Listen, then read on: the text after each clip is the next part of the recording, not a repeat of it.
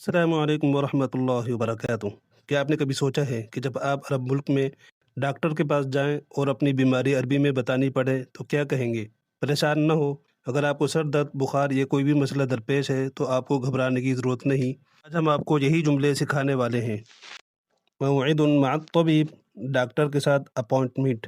N عیادۃ الدکتور، doctor کا clinic کہاں ہے؟ اشعر بألم فی رأسی، میرے سر میں درد ہے۔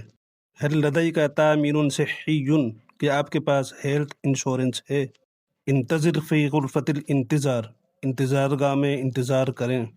ما ہی شکوتک الرئیسیہ، آپ کی بنیادی شکایت کیا ہے؟ عندي حمى منذ يومين، مجھے 2 دن سے بخار ہے۔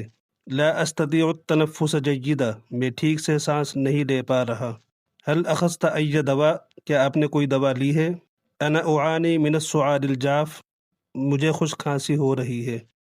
هل هو ألم حاد ام خفیف، کیا تیز درد ہے یا ہلکا؟ احتاج الى وصفة طبیہ، مجھے میڈیکل نسخے کی ضرورت ہے۔ تجرع هذا الدواء مرتين في اليوم، دوا دن میں 2 مرتبہ لیں۔ متى سأشعر بتحسن، مجھے کب بہتری محسوس ہوگی؟ یجب علیک ان تستریح، آپ کو آرام کرنا چاہیے۔ اريد ان احجز موعدا آخر، مجھے ایک اور اپائنٹمنٹ چاہیے۔ اجری بعد الاختبارات لک، میں آپ کے کچھ ٹیسٹ کروں گا۔